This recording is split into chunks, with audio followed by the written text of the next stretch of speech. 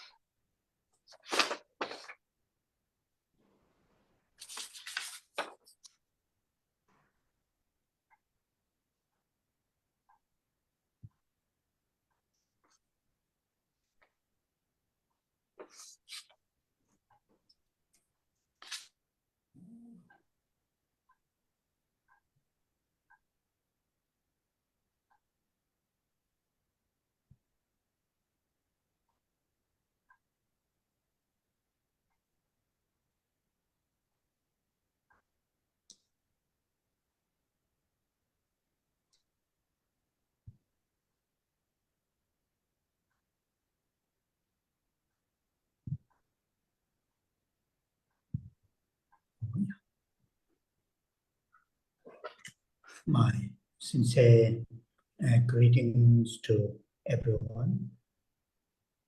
With this greeting, we are going to start this gathering. And as always, we will start with the recitation of refuge and bodhicitta lines 3 times.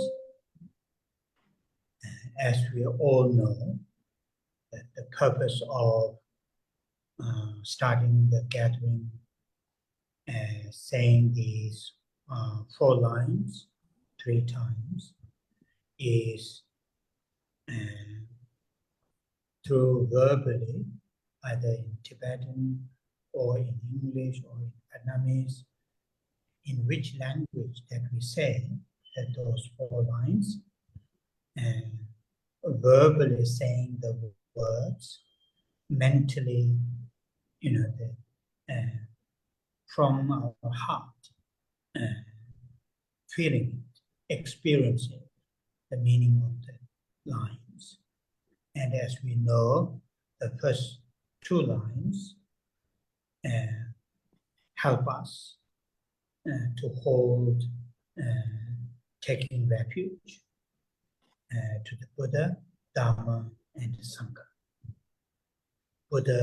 The Buddha as a teacher, mentor, Dharma as an actual means and methods to be applied, to be experienced, and the Sangha as a spiritual supporters. And purpose of going for refuge in 3 jewels in these 3 different ways is to on the one hand, to enhance love, compassion, altruism, and wisdom. And on the other hand, those unhealthy thoughts and emotions to be reduced, to be eventually to be completely uprooted. And that is the purpose of going for refuge to the 3 jewels. Of course, we can think about, going for refuge to the 3 jewels for the well-beings of this life, for the well-beings of next lives. These are also important, but it is very important to think for complete cessation, complete extinction of suffering, and particularly those origins of suffering that we have been studying, such as the 6 root afflictions. And that is here, try to think while verbally saying the lines. And the last 2 lines help us to hold the altruistic awakened mind,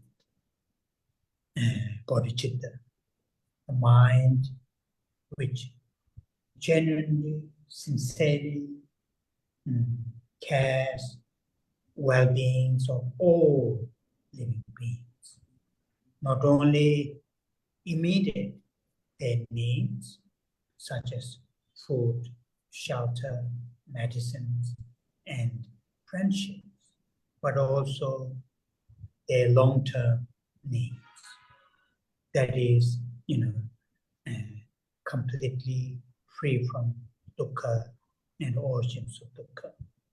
So to serve all the living beings, regardless of having different relationship at this stage, regardless of that differences, to have a mind wanting to serve, yearning to serve all living beings for their immediate needs, for their long-term needs. And that altruistic mind is very, very useful, helpful to nurture. As we all know, and the Buddha and the subsequent Buddhist teachers, masters have said, we have the seed, we have the potential. What we have to do, we have to activate, we have to nurture them. And how to nurture the seed, how to activate the seed is through training, day by day, week by week, month by month, gently, very consistent. That is important. So while we are saying the refuge and bodhicitta lines, try all our best to hold these 2 minds as our main motivation, not only to join the class, but also motivation how to live our daily lives, our day-to-day lives. That is important.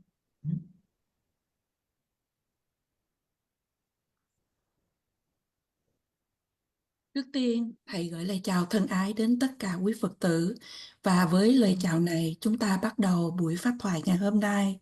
Như thường lệ, chúng ta bắt đầu bởi trì tụng câu kệ quy y và khai triển tâm Bồ Đề 3 lần. Và như quý Phật tử đều biết, khi chúng ta trì tụng những dòng kệ này bằng lời nói, cho dù đó là bằng tiếng Tây Tạng, tiếng Anh, tiếng Việt hay bất kỳ những ngôn ngữ nào, thì về phần tâm ý, chúng ta hãy chiêm nghiệm về ý nghĩa của những dòng kệ mà chúng ta trì tụng. Như quý vị biết, 2 dòng kệ đầu giúp cho chúng ta giữ được quy y nơi Tam Bảo. Đức Phật như là vị thầy, là đấng chỉ đường. Pháp là những phương pháp thật sự để chúng ta có thể ứng dụng, để chúng ta có thể trải nghiệm. Và tăng đoàn là những người bạn hỗ trợ về tâm linh cho chúng ta. Như vậy, chúng ta quy y nơi Tam Bảo với 3 phương cách khác nhau. Và trong một bên là để cho chúng ta có thể tăng trưởng được lòng từ ái, bi mẫn và vị tha, trí tuệ. Một mặt khác, chúng ta cố gắng để mà giảm thiểu những ý nghĩ và những cảm xúc tiêu cực. Và không những mà chúng ta chỉ giảm thiểu mà cuối cùng có thể có khả năng loại trừ đi những cảm xúc, những tư tưởng không lành mạnh này. Và đó là mục đích mà chúng ta quy y nơi Tam Bảo. Và qua sự quy y, mặc dù có một số trong chúng ta sẽ quy y để mà cho chúng ta mong muốn được phúc lợi cho cái kiếp này, và một số chúng ta cũng nghĩ đến cho phước lợi của kiếp sau. Nhưng mà điều mà quan trọng không kém là chúng ta mong muốn để nghĩ đến được cái sự chấm dứt, diệt trừ tất cả những khổ đau, và cụ thể là nguồn gốc của khổ đau mà chúng ta đang được tu học về 6 phiền não cội rễ này. Ở đây chúng ta hãy nghĩ về hai dòng kệ này khi mà trì tụng hai dòng đầu tiên, và hai dòng cuối giúp cho chúng ta giữ được tâm tỉnh thức vị tha, đó là tâm Bồ đề, là một cái trạng thái tâm nghĩ đến phúc lợi của tất cả chúng sinh. Không những là chúng ta nghĩ đến phúc lợi của tất cả chúng sinh, những cái nhu cầu mà hiện thời mà họ cần, ví dụ như là thực phẩm, nơi ăn chốn ở, thuốc men và tình bạn bè, mà chúng ta hãy nghĩ đến phúc lợi chúng sinh về dài lâu, đó là hoàn toàn thoát được sự khổ đau và nguồn gốc của sự khổ đau. Như vậy chúng ta phục vụ chúng sinh, cho dù là mối quan hệ của chúng ta đối với chúng sinh đó là như thế nào, mà tâm của chúng ta hãy hướng về, hãy khát khao để phục vụ chúng sinh cho những mục đích hiện tại và cũng như mục đích dài lâu, và đó là tâm vị tha.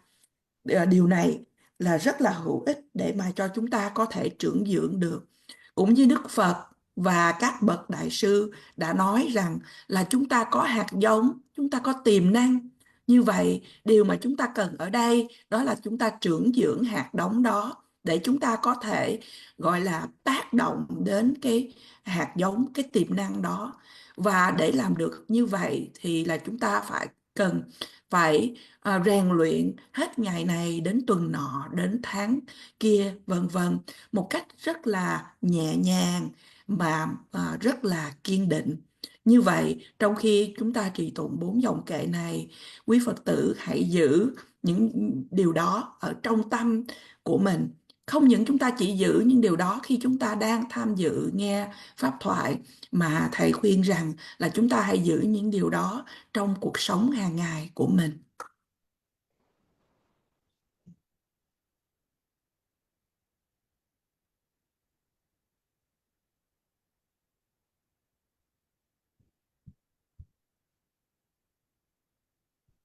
sa ye che da so ye chong chang jo ba to an che da ge chen so ye so do la ten je san ye to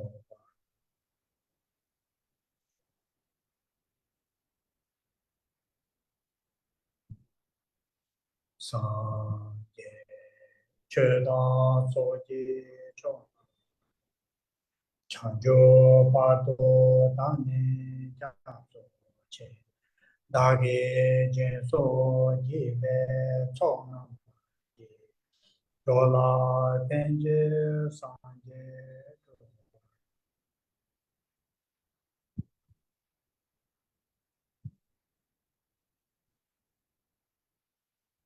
sa ye che da so ye chong chang jo pa do da ne ja so che da ge chen so ye be so na do la ten je san ye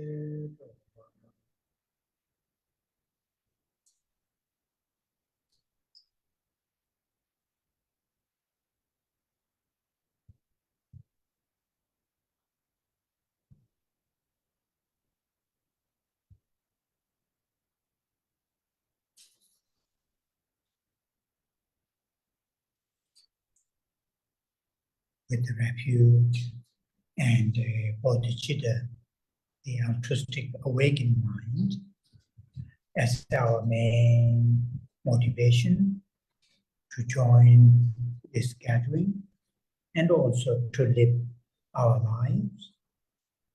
Now I'm going to say Buddhamitava mantra a few times, and while I'm saying the mantra,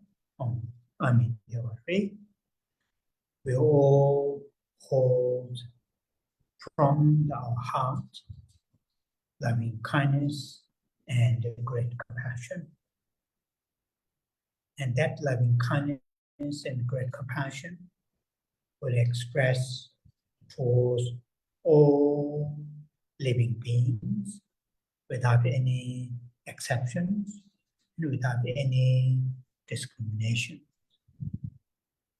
And we will express that initially upon ourselves, our loved ones, our family members, friends, colleagues, and gradually to extend towards all sentient beings.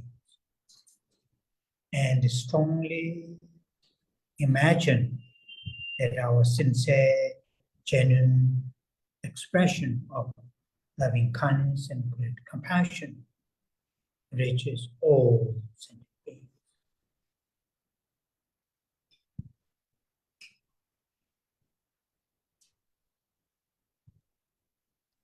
Với tâm quy y nơi Tam Bảo và tâm Bồ Đề, đó là tâm tỉnh thức vị tha. Bây giờ để mà không những chúng ta chỉ tham dự nghe pháp thoại ngày hôm nay, mà đồng thời để cho chúng ta sống cuộc đời của mình. Bây giờ chúng ta hãy cùng trì tụng với Thầy câu mật chú của Đức Phật A Di Đà Om Ami Dewa Shri. Trong khi trì tụng, quý Phật tử hãy giữ lòng từ ái và lòng đại bi đối với tất cả chúng sinh. Và với lòng từ ái và lòng đại bi này, chúng ta hãy bày tỏ đến tất cả chúng sinh mà không có sự ngoại lệ nào, không có sự phân biệt nào. Chúng ta trước tiên bày tỏ lòng từ ái và lòng đại bi đến chính bản thân của mình, đến người thương của mình, đến gia đình, bạn bè, đồng nghiệp, và từ từ nới rộng ra đối với tất cả chúng sinh. Quý vị hãy nghĩ, hãy quán tưởng một cách thật là mãnh liệt rằng sự bày tỏ một cách chân thật của chúng ta về lòng từ ái và lòng đại bi này dẫn đến và giao tiếp đến đối với tất cả chúng sinh.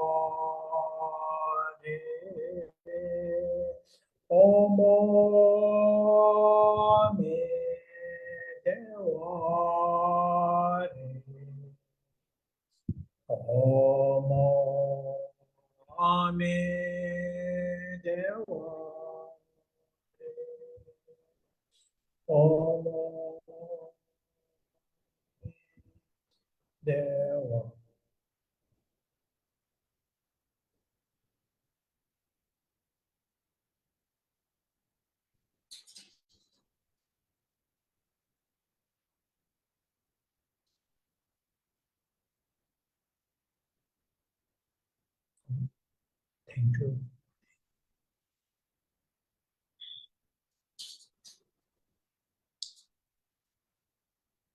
So last Saturday, we completed studying, learning the 6 root afflictions. And it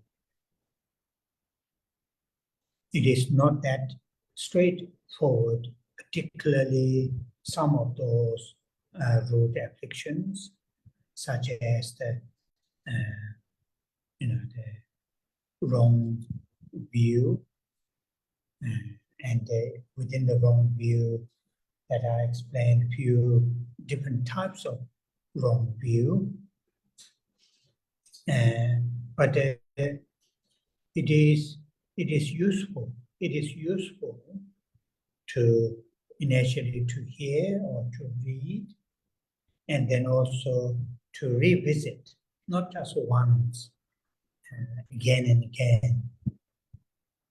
then what we have heard, what we have read, and last week or week before, what that we have contemplated, and then try to reflect on our own the way of thinking, way of viewing our inner world as well as outside that we interact, including the living beings. Identifying anger, hatred, jealousy, envy, attachment, craving, clinging. These are particularly those gross level of these afflictions are not that difficult to recognize, to understand, at least at the gross level. At the subtle level might be a little difficult unless if we really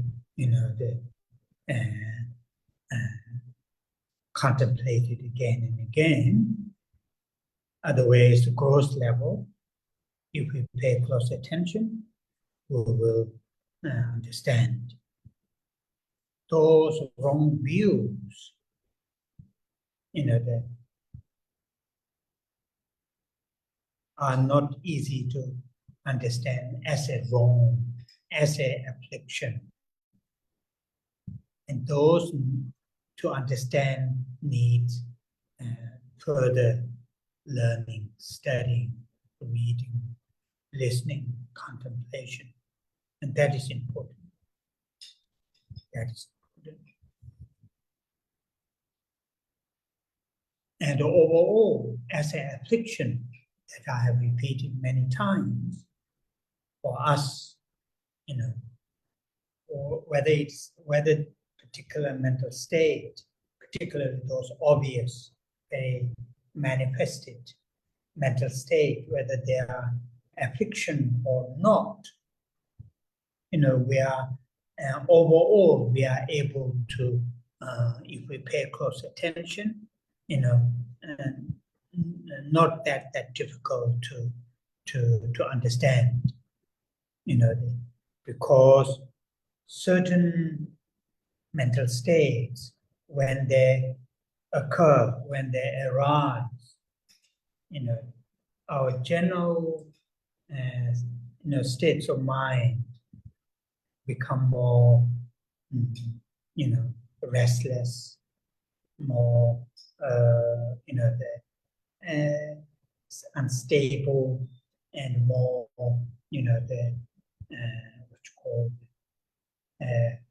unclarity. It is not that difficult.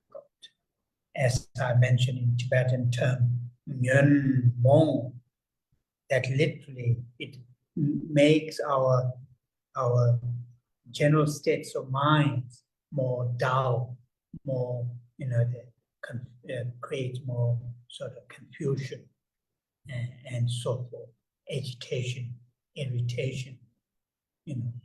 That is how. For example, gross craving, clinging.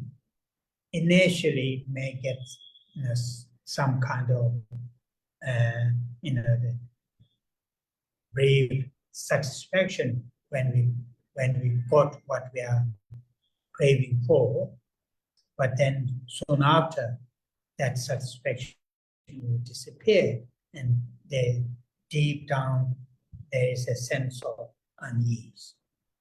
So here my conclusion at the end of many Saturdays discussing this 6 root affliction, need to pay attention.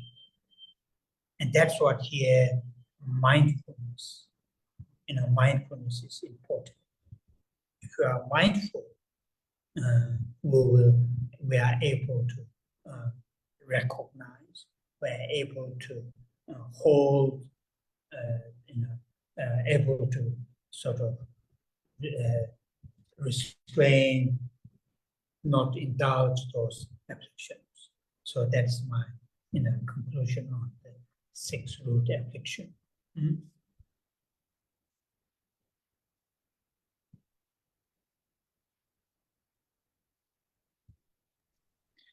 Thứ Bảy vừa qua, chúng ta đã hoàn tất phần tu học về 6 phiền não cội rễ. Và có một số những phiền não thì nó không có mà dễ hiểu, như là khi chúng ta nói đến cái phiền não thứ 6, đó là tà kiến. Như vậy thì điều hữu ích của chúng ta là để cho chúng ta có thể lắng nghe, tu học, và sau này thì chúng ta có thể vẫn tham khảo tu học hết lần này đến lần khác nhiều hơn nữa, để cho làm tăng trưởng cái sự hiểu biết của mình. Những gì mà chúng ta đã nghe thì chúng ta hãy tư duy, và thầy nói rằng là chúng ta hãy cố gắng để mà tư duy phản ảnh về chính cái lối suy nghĩ của chính mình về những cái quan điểm ở trong thế giới nội tâm của mình, cũng như là cái cách nhìn của mình đối với cái thế giới ở bên ngoài khi chúng ta đang giao tiếp, trong đó bao gồm giao tiếp với tất cả những chúng sinh. Và chúng ta hãy nhận ra khi mà sự giận dữ, sự ganh tị, sự kiêu mạn, sự luyến ái, sự bám chấp xảy lên. Đây là những phiền não hay những vọng tưởng tiêu cực, là thô ở trên mức diện thô thiển. Thầy nói rằng là không khó để mà cho chúng ta nhận ra và để cho chúng ta hiểu ở mức từng thô. Nhưng ở những mức từng mà vi tế hơn thì khó hơn để mà cho chúng ta nhận ra, nếu mà chúng ta không có tư duy về những điểm này.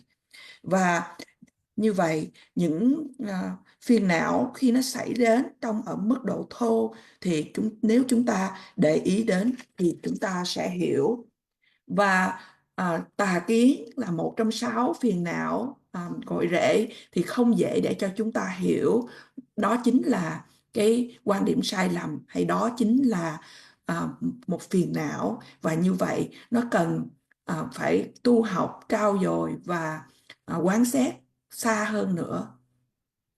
Trong tất cả những phiền não mà chúng ta đang được tu học thì những cái có những cái phiền não thì nó có thể là nó có những cái biểu lộ mà rất là rõ ràng để mà cho chúng ta nhận biết là nó là cái phiền não hay không.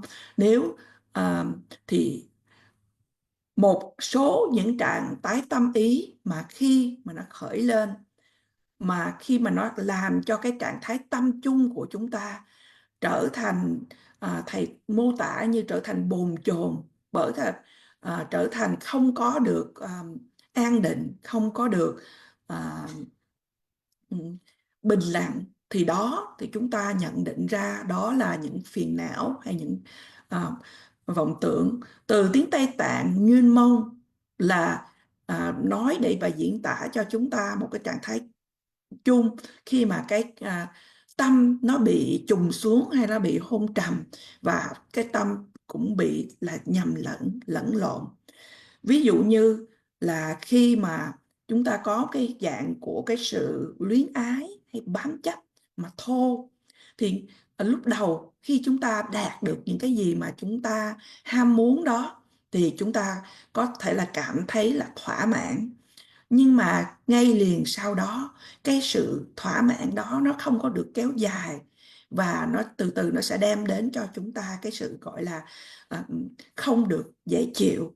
Và như vậy, kết luận của thầy sau nhiều những bài giảng của chúng ta đã được nghe về 6 phiền não cội rễ này, rằng là chúng ta hãy ý thức, hãy đem cái tâm chánh niệm của chúng ta để mà nhận ra những cái phiền não này.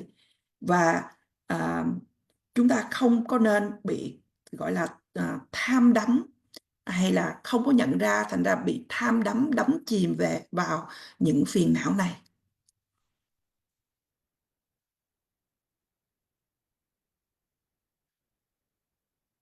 Microphone Rinpoche. So the two main causes, affliction and karma, that create dukkha, the first noble truth. So affliction, we will that's our explanation. That will be enough at this stage. Maybe in sometime in the future, we will learn entire sort of what quite often he saw Mr. Lam says, the map of the mind. Entire there are 6 root afflictions, 20 secondary afflictions, and then there are other mental states. We'll go more detail on that. Now that with the affliction, then what it happens, then afflictions lead to act, to make us to act, make us to act with our body, speech, and sometimes mentally. And that is what here talking about action or karma, or in Tibetan, le. So that if afflictions were just affliction, if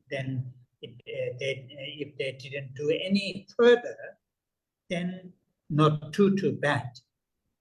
Though holding affliction, as we just mentioned, will create, unease, all those difficulties. In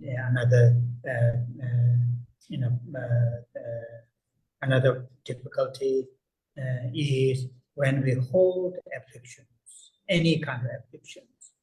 In Tibetan, we have an expression, it's called sem mashua. Mashua literally means no peace. Shiva is peace, mashua is no peace. So when we are holding, any kind of affliction, that makes, due to that, makes our general states of mind unpeace. And that is what here.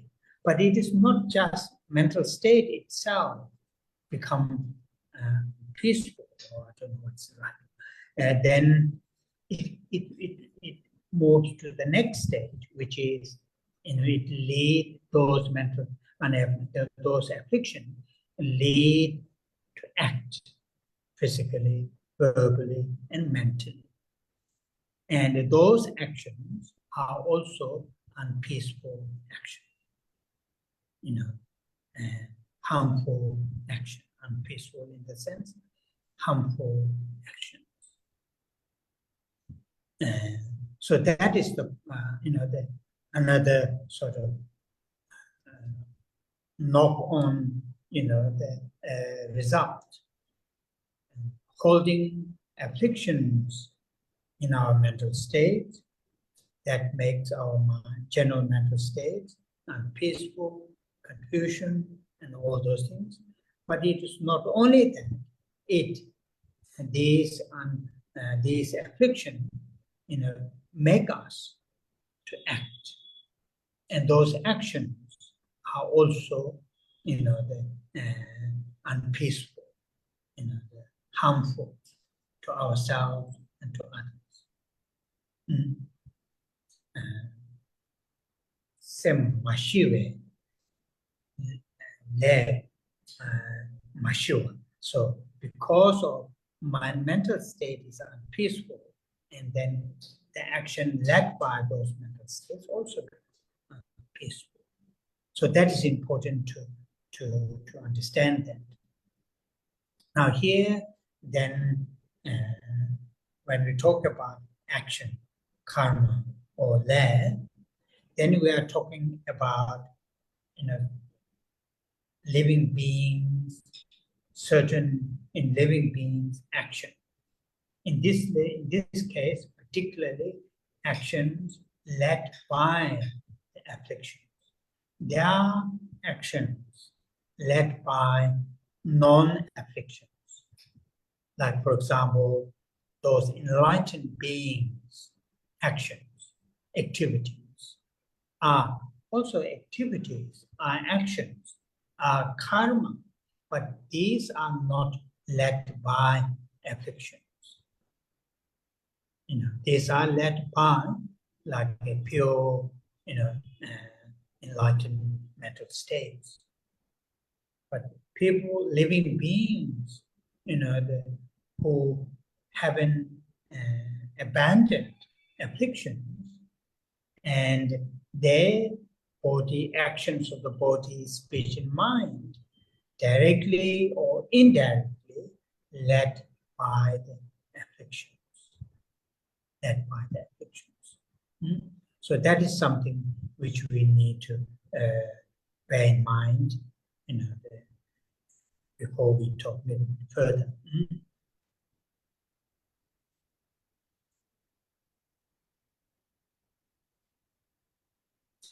Như vậy thì khi chúng ta nói đến dukkha hay sự khổ thì có hai nguyên nhân chủ yếu.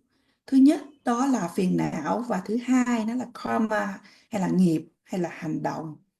Và thầy đã giảng cho chúng ta về phiền não, và thầy cảm thấy nó đã đủ cho chúng ta ở giai đoạn này. Có thể ở trong tương lai thì như Đức Đạt Lai Lạt Ma thường nói, chúng ta cần phải tu học bản đồ của tâm thức. Và ở trong đó thì chúng ta nghe được 6 phiền não cội rễ, 22 phiền não phụ và những trạng thái tâm khác. Và bây giờ với những phiền não này thì từ phiền não mà nó dẫn đến cho chúng ta hành động, hành xử qua thân của chúng ta, qua khẩu và đôi khi bằng phần tâm ý của chúng ta. Đó là khi chúng ta nói về hành động, hay là tiếng là karma, hay là tiếng Tây Tạng là lê, hay là chúng ta nói tiếng Việt là nghiệp. Và nếu chúng ta chỉ nói về mô tả về phiền não mà không có đi sâu hơn nữa thì điều này nó cũng không thật sự là xấu. Nó có thể gây cho chúng ta cảm thấy không dễ chịu và gây cho chúng ta những cái khó khăn. Mà một trong những khó khăn nữa mà thầy vừa mới nói đối với chúng ta là chúng ta giữ cho, nếu trạng thái tâm của chúng ta mà chúng ta giữ bất kỳ những cái phiền não nào thì nó sẽ đem đến cho trạng thái tâm của chúng ta không được an lạc, mà từ trong tiếng Tây Tạng gọi là Samashivele, hay là Sam là tâm và Shiva ở đây là sự an lạc, Ma là từ phủ định, tất nhiên là không an lạc.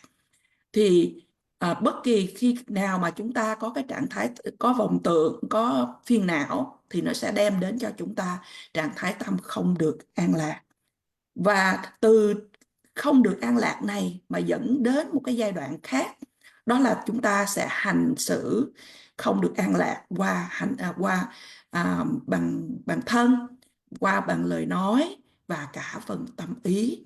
Và khi mà chúng ta nói chúng ta hành xử thiếu an lạc, ở đây là trong một chiều hướng là thầy nói là những cái hành động, những hành vi mà gây tổn hại. Và đó là những điều mà xảy ra khi trạng thái tâm của chúng ta không được an lạc. Và bởi vì mà nếu mà trạng thái tâm của chúng ta được an lạc thì chúng ta sẽ hành xử an lạc. Khi trạng thái tâm của chúng ta không được an lạc thì chúng ta hành xử thiếu an lạc. Và ở đây khi chúng ta nói về nghiệp hay là hành động hay là lê hay là karma thì chúng ta đang nói về những cái hành động hay nghiệp mà dẫn đi bởi những phiền não. Bởi vì có những hành động mà không bị dẫn bởi phiền não, đó là những cái hành động hay là những hành động của những bậc giác ngộ, đó vẫn là nói là nghiệp nhưng mà không bị dẫn đi bởi những phiền não. chúng ta, những chúng sinh mà chưa có loại trừ được đi những phiền não thì thường là những hành động của chúng ta bị dẫn đi bởi bởi những phiền não này. Và như vậy đó là những điều mà chúng ta nên nhớ ở trong tâm. So now here, first we need to know the difference between the karma and the result of karma. Karma, law, action in English refers to the cause, and lay in Tibetan, lay dibu, the result of the karma is, not the karma. So quite often people culturally, we, like in Tibetan, it seems also in other Buddhist, the community, there is this kind of commonly, they use that kind of language when somebody or oneself experiences some unfortunate things, physically, mentally, or whatever, then we say this is karma. Actually, what we are experiencing right here and now, some unfortunate unpleasantness, it is the result of the karma. It is not the karma itself. It is the one of the previous, karmic results. So, it's not important, but it's cultural that we quite often mix result of karma and the karma. Karma here, although there are some slightly different interpretation within the Buddhist, the master's theory, but in overall, karma is referring to, like quite sometimes term is used, volitional act, not the physical action itself, like I'm using my, hand gesture, but, that volition to my physically act, verbally say, mentally think, it refers to that particular, what we call the mental factor, mental state, which is called a volition, or sometimes translated intention. But intention sometimes causes a little bit confusion, because when we use that term intention, then it always, to my understanding, though English is my second language, intention has very deliberate and very what you call active. But the volition, if it's this in Tibetan called Simjung Sempa, that's what here in Tibetan, Simjung Sempa. It is not necessarily very active at the forefront, but it is that pushing to act. That's this mental state.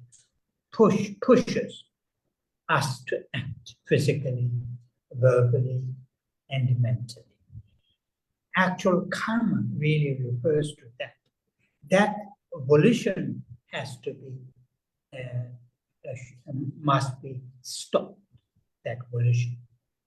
And that volition is mainly ignited by attachment, aversion, or ignorance, if we keep it in a very simple. Fuel, like in a car, to turn the engine, there's this fuel. Fuel is that those three root afflictions, either we can say or six, that keep it simple: ignorance, attachment, aversion. They fuel, and due to that volition to act, and our action of the body, speech, and mind, generally that in the Buddhist, what you call the scripture, it says in Tibetan, Lügile, actions, karma from the physical karma, verbal, and mental. But the actual karma is mainly refers to that volition, that sometimes translate intention. But so I mean, this is a little bit technical. Sometimes quite useful to know these kind of technical, what is really karma that we are talking about.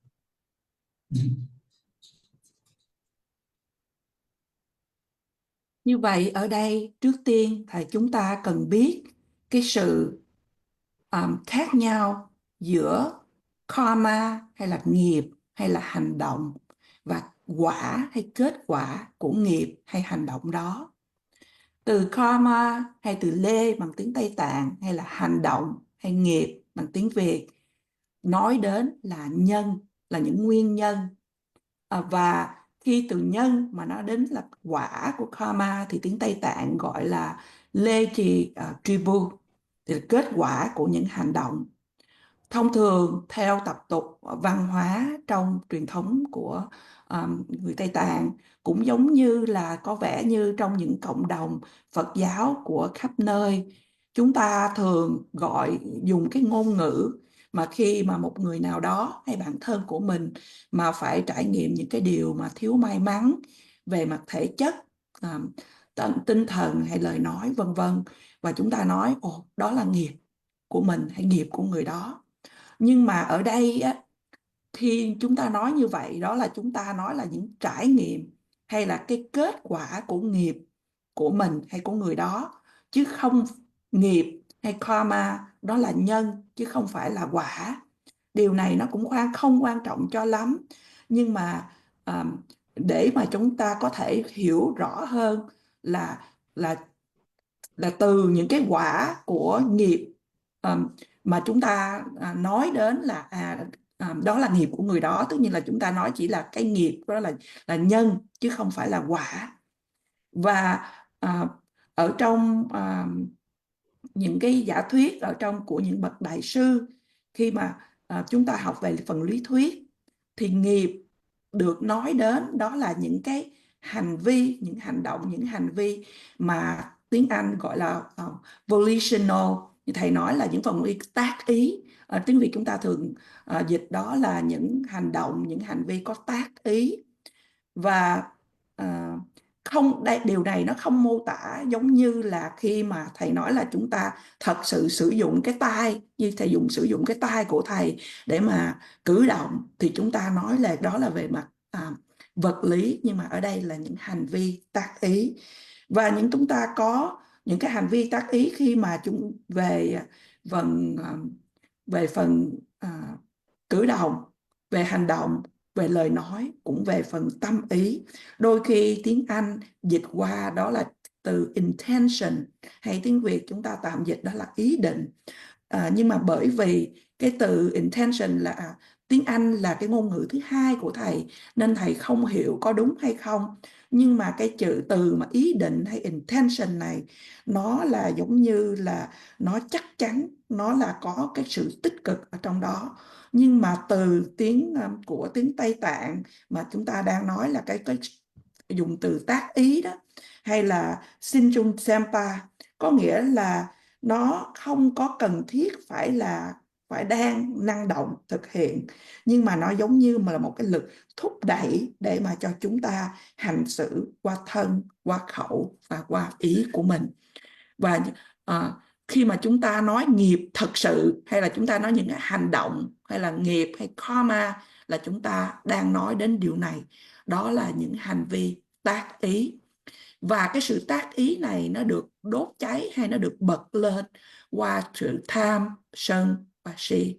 Cũng giống như là một cái chiếc xe, để mà chiếc xe chúng ta có thể bật máy xe để mà chạy thì chúng ta cần phải xăng dầu.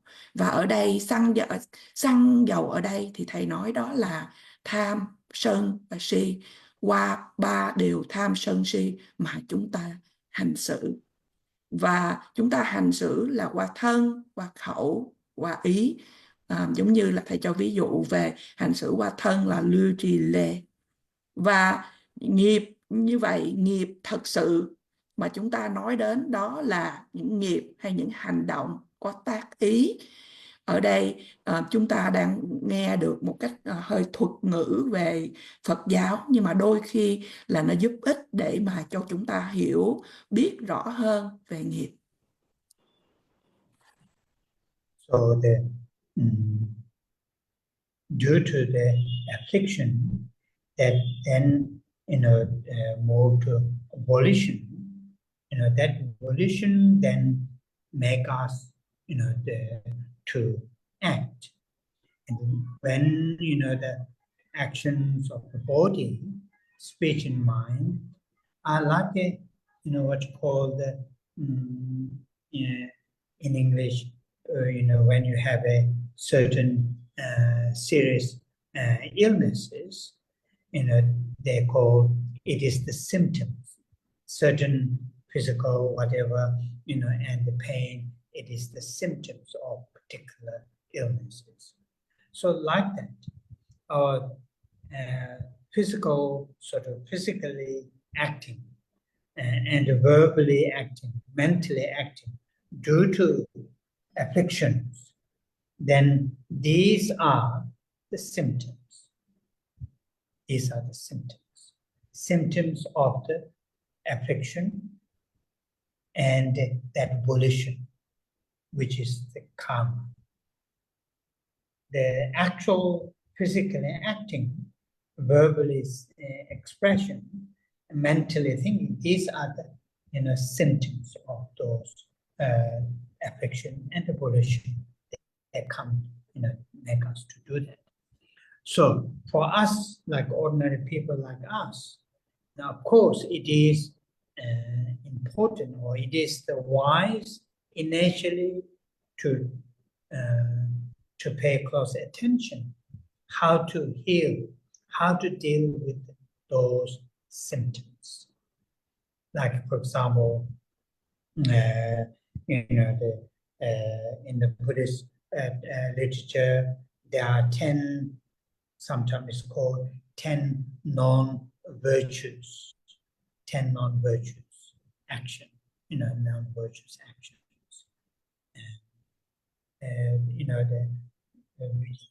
Also 3 with the body, 4 with the mind, and 3 with the mental state. So these are for example, in physically, killing, stealing, sexual misconduct, like that. These are the symptoms. We need to, our healing or our, what you call that, how to reduce, negative karma in our daily life. We need to look at it from there, those symptoms. Then to go a little back from the afflictions. Those afflictions are the main causes that make us to act, like such as the examples of those 3 through our body. But it is important in terms of the training, in terms of the what you call having a strategy how to deal, then initially try to reduce the symptoms, then go back to further and further. I will not go all the 10 one by one, but these are the very well-known, what you call people know these. But they need to pay close attention. And some certain these kind of symptoms we may not have right here and now due to our upbringing, due to the environment where we live. All these make us, or all these help us not to act, such as like the 3 non-virtues related to the body. But when these external conditions or environments are changed, we may act. So the constant paying attention and seeing them as a what you call non-virtues, as a unwholesome actions, and then tracing back where they're coming from. Why these physical actions, even if you don't have right here now, but potential are there, same as related to the speech, like the ideal gossip, and also lying, also what you call all those for the speech. So need to pay close attention and start to look at how can we reduce if some of those unwholesome actions, either dealing with our body or with our speech, or with our mental states, if they are happening, then try to see how can we reduce. Unless if we reduce the symptoms, it is very difficult to deal with where the origins, where they are coming from.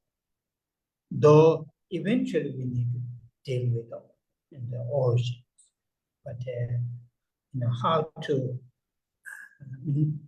set up a strategy to stop the unwholesome karma actions, that's sometimes quite useful to know that.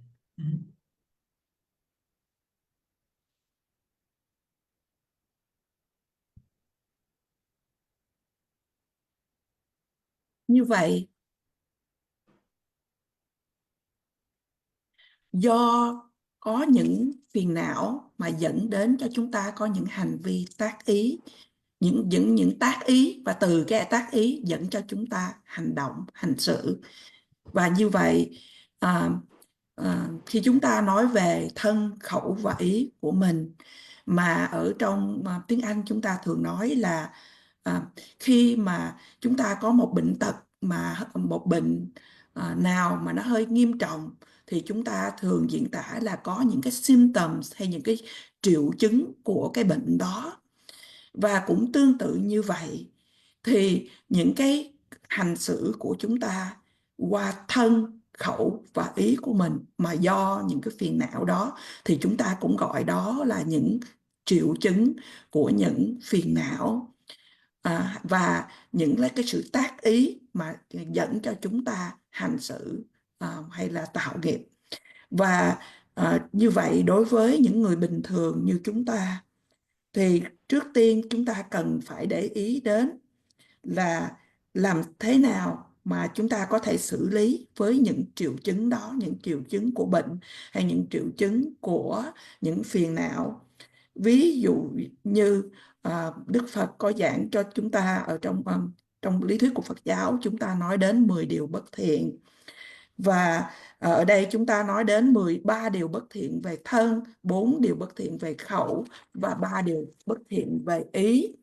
Và qua 3 điều bất thiện về thân, chúng ta nói đến là giết người, cướp của và tà dâm. Đó là 3 điều. Và làm thế nào để mà cho chúng ta giảm thiểu nghiệp, tạo nghiệp ở trong cuộc sống hàng ngày của mình, thì trước tiên là chúng ta nhìn vào những cái triệu chứng. Và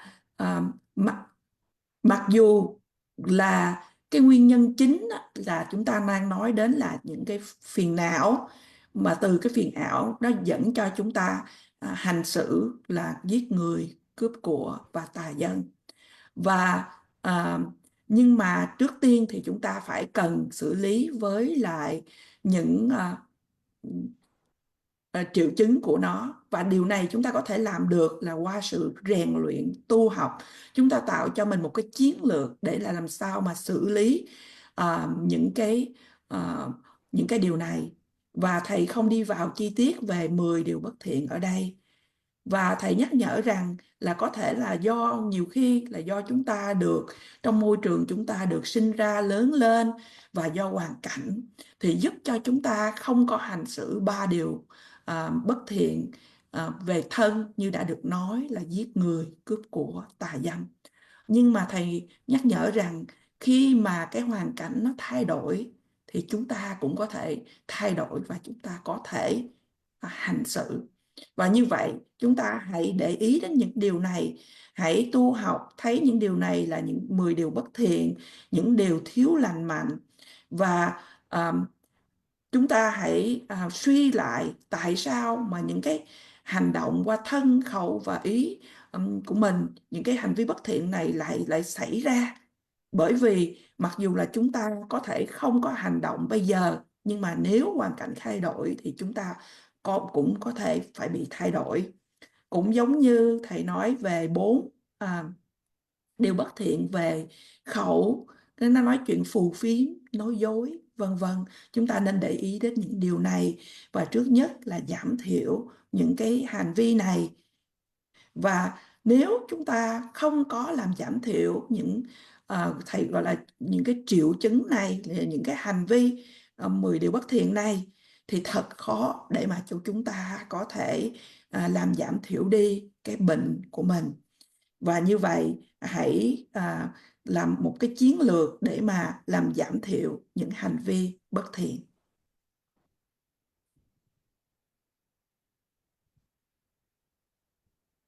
For us, which we may indulge or we may involve, in our everyday life.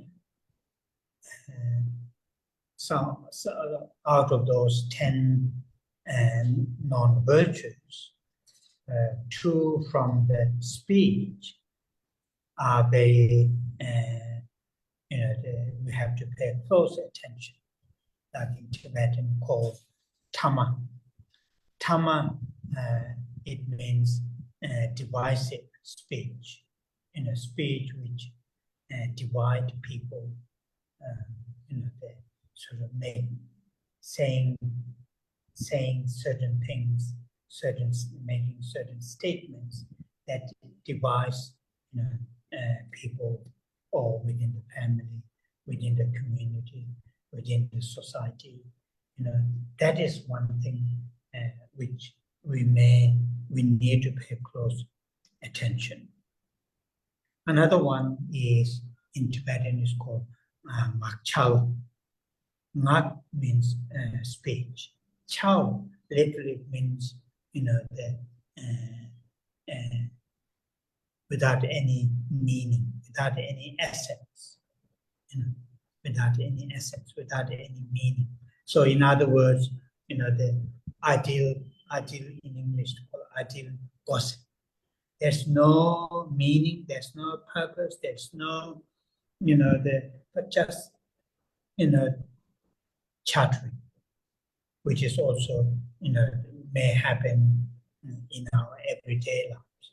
I'm sure we'll not, intentionally not kill, will not take other living beings alive, but sometimes accidentally may happen.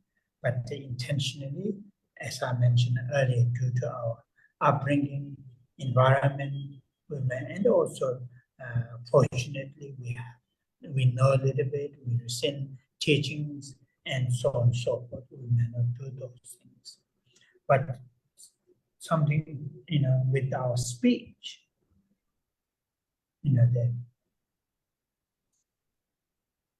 though they feel not that much harmful,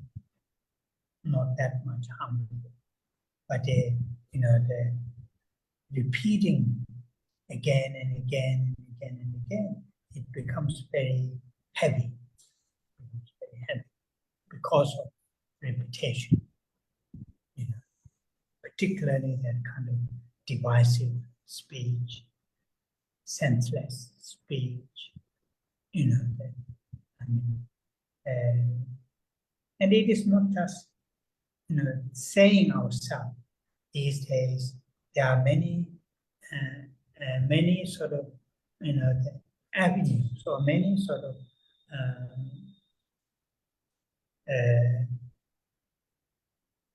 there are many sort of like in social media. Those, sometimes quite useful, but most of the time just idle gossip. Not just even if you are oneself, not saying it, not oneself, not creating it, but just watching it or listening, not very, not that helpful. So intentionally, deliberately, with the mindfulness, reducing, very, very useful.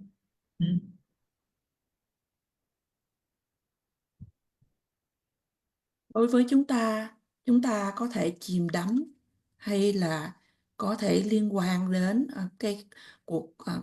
trong cái cuộc sống của chúng ta. Trong số 10 điều bất thiện thì có 2 điều mà về khẩu mà thầy muốn nhắc đến mà chúng ta cần phải để ý. Thứ nhất đó là Dharma. Thì ở đây chữ Dharma này có nghĩa là cái về khẩu là nói lời chia rẽ.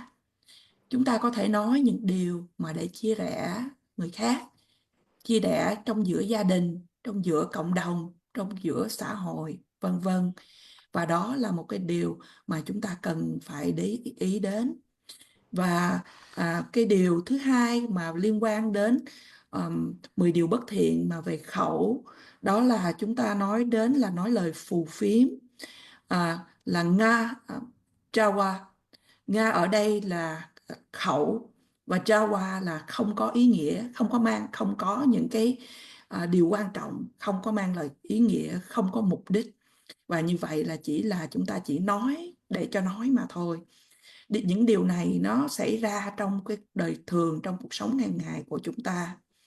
Và lại dĩ nhiên là chúng ta thường không có, khi mà nói đến điều bất thiện về thân như là lấy mạng người, thì do vì cái tập tục văn hóa, do vì cái môi trường chúng ta sinh sống lớn lên, và do vì mà chúng ta cũng hiểu biết được ít nhiều về giáo lý của Phật giáo, thì chúng ta không có hành xử như vậy.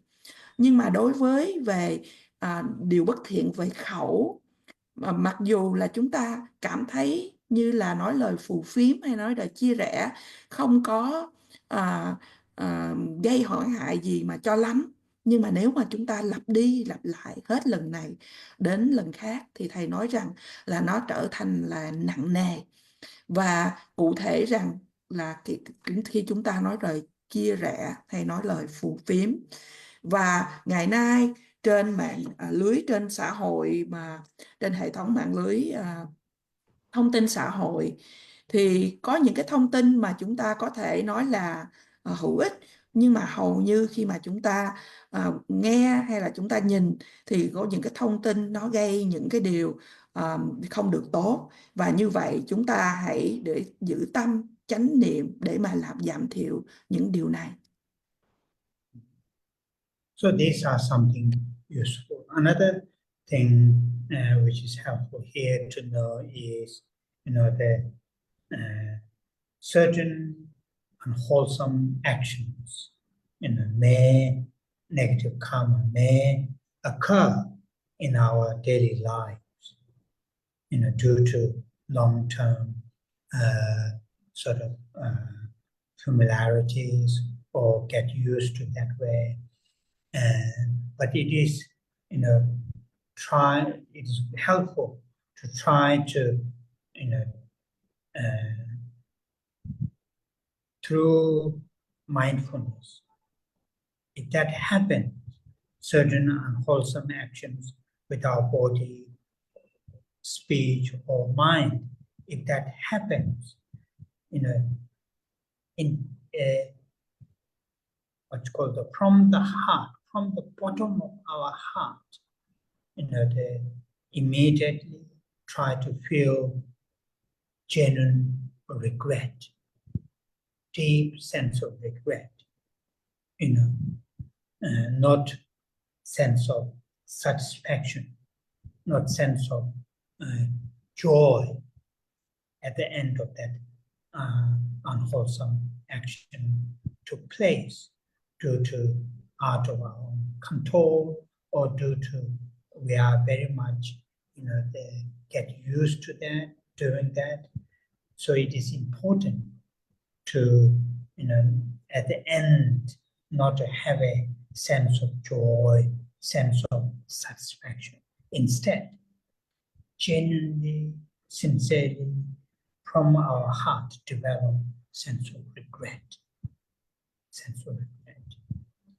It is said, and I think it is very, very, very important to know, that intentionally and actual action, and at the end, if there's a sense of satisfaction, sense of rejoicing, then that action is what in Tibetan, anyway, it says completion action. Completion in the sense, initially there's motivation, then there's action itself, then there is a sense of rejoice or satisfaction. And if we create unwholesome action in that kind of completion, then result is definite. Result is definite. And of course, it will be unpleasant result because, action, the cause, the action is unpleasant, negative. So for us, ordinary people like us, certain actions, unwholesome actions, though we may feel but don't have any intention to act that, but the intention might be very much in a subconscious in the sense very much get used to, and with that very subconsciously make us to act. So what is helpful for us here is when we realize due to deep, getting used to act in that kind of unpleasant, unwholesome actions, but when we realize that is taking place, really try to cultivate deep sense of regret. What's going to happen if we are able to cultivate deep sense of regret that unwholesome action is taking place? That regretful may help in the future not to act again. And that is very, very useful.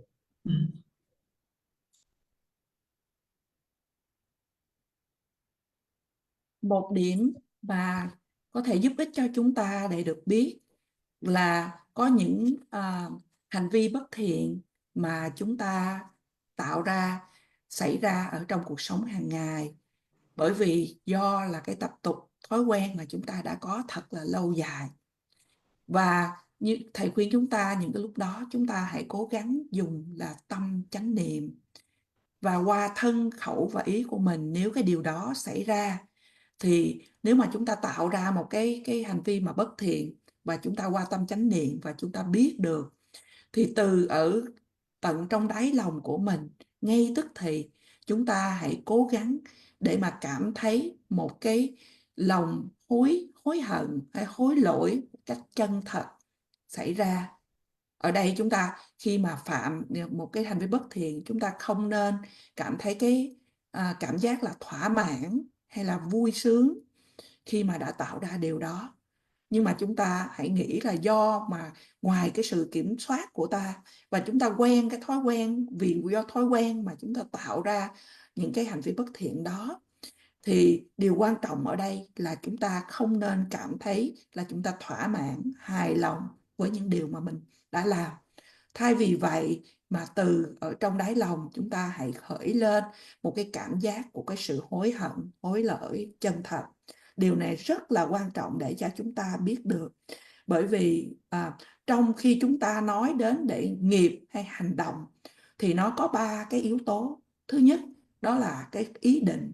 Thứ nhì nó chính là cái hành động mà chúng ta tạo ra. Và thứ ba là cái cảm giác mà hài lòng, thỏa mãn với những gì mà chúng ta đã thực hiện. Và cả ba điều này mà hoàn tất thì nó được gọi trong cái từ ngữ thuật ngữ của Phật giáo, nó là hoàn tất của một hành động hay hoàn tất của một cái tạo nghiệp của chúng ta đã tạo ra. Và như vậy nếu chúng ta tạo ra những cái hành vi bất thiện mà mà nó được hoàn tất với ba điều đó, thì cái kết quả chắc chắn nó sẽ là bất thiện. Lẽ dĩ nhiên là bởi vì những cái hành vi bất thiện thì nó sẽ đưa đến những cái quả bất thiện hay những cái quả nó không được tốt đẹp. Và như vậy đối với những người bình thường như chúng ta thì nhiều khi chúng ta lại nói tạo ra một hành động, nhưng mà chúng ta lại nói cảm thấy rằng là tôi không có cố tình để gây ra tạo ra cái hành động đó. Nhưng một cái ý định hay là cái cố ý của chúng ta ở đây, thầy nói rằng là nó có thể là ở trong cái dạng tiềm thức, bởi vì chúng ta đã quá quen với nó, thành ra là chúng dẫn đến cho chúng ta hành động như vậy. Và một khi mà chúng ta nhận ra là chúng ta có cái thói quen, chúng ta thường hành động như vậy, thì chúng ta hãy khởi lên một cái cảm giác mà hối lỗi ăn năn sâu xa. à, thì những cái gì xảy ra khi mà chúng ta có thể khởi lên được cái cảm giác mà hối lỗi một cách sâu sắc như vậy, là khi đó nó có thể giúp cho chúng ta không có hành xử như vậy trong tương lai. Và như vậy đó là những gì mà chúng ta cần phải ghi nhớ.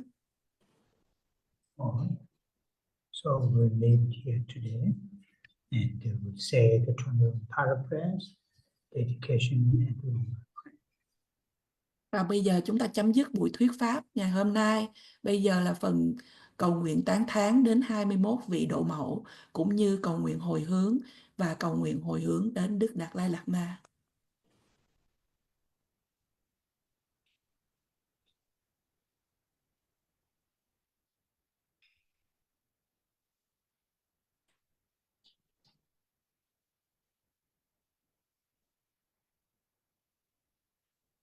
Om Je Tsongkhapa Dhamma Cha Se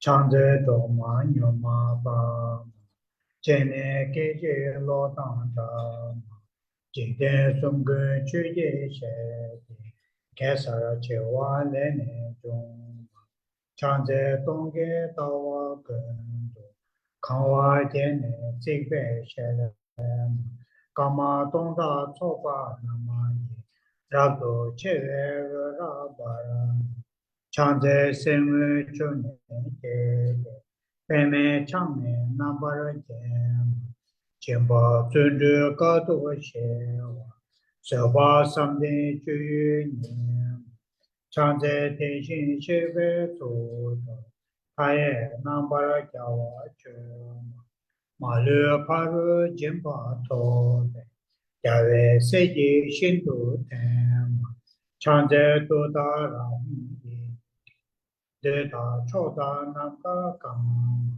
Jiden Dombo Shakti Ne Deba Meba Guba Ne Chante Jaje Meva Tsang, Long La Na Tso Wan Chu Che, Chombo Ro La Che Sa Namanda, Nu Ju Tso Ye Du Ne Te, Chante Jaje Cha Tang Pe Te, Karo Chu Go Ra Tso Chong, E Gong Yen Yang Sha Ti Ne, Me Para Chu Ba Shin Do Pa, Chante Tu Re Che Pa Chen, Deji Pao Nambara Choma, Chuji Shane Tonye Tende, Tao Tamje Malu Sema, Chanze Kunjo Sumde Chaje, Seme Toka Nambara Jema, Malu Choje Kolo Jembe, Rangi Veji Sonama Chema, Chanze Rako Kawa Chebe, Ojin Veji Chengwa Pema, Sheba Rapshe Dodara, Deda Jigden Wando Zema, Chanze Sashi Kyungwe Sona, Tamje Buba Nuba Nyema, Chonye Yewa Yige Honge, Pungba Tamje Nambara Doma, Chanze Tawe Dombo Oji, Yenwa Tamje Shindo Parama, Rebe Tene Bane, Tabara Shindo Raba Tsema, Chanze Kebe Tamane, Barwe Chengwe Une, Yeja Yungumukune Koroke, Daye Pune Nambara Choma, Chanze Sashi Mala Chake, Teji Nenjing Shabye Doma, Chonye Chende Yege Hongke, Reba Dumbo Namne Gema, Chanze Dema Gema Shema, Nyange Deshin Chu Nyema, Soa Wanda Yang Tende, Deba Chenpo Chomba Nyema, Chanze Kune Korava Kame, Taye Lune Nambara Gema, Ige Chube Ngane Kwebe, Deba Hule Choma Nyema, Chanze Ture Shamne Dade, Honge Nabe Sabe Nyema, Rera Menda Radam Deche, Jiten Sumna Yowa Nyema, Chanze Hai Soye Nabe, Rita Tajen Chana Nama, Dara Niju Peje Ye, Dena Malu Pane Selema, Chanze Hai Sonam Gelebo, Tatang Miam Jie Dema, Gune Goja Kawa Jie, Zeta Milama Nyemba Selema, Chanze Nima Tawa Jie, Jinyi Bola Raba Selema, Hara Niju Dodara, Shindo Tabe Ne Selema, Chanze Tinyi Sumnama Kebe, Shive Tuta Yanda Dema, Denda Rolan Nujin Sona, Jomba Dure Rapcho Nima, Zave Ngake Deba Deda, Chanze Wane Niju Cha.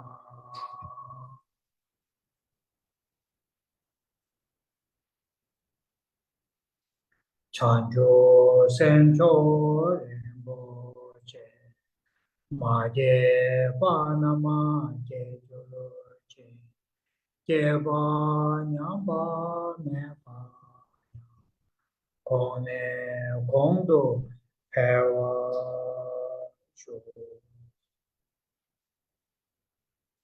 Kare Rave Korwe Shinkamande, Penda Dewa Malu Chongwe, Chere Sewa Tenzin Jazo, Shabe Site Pato Tenjuro.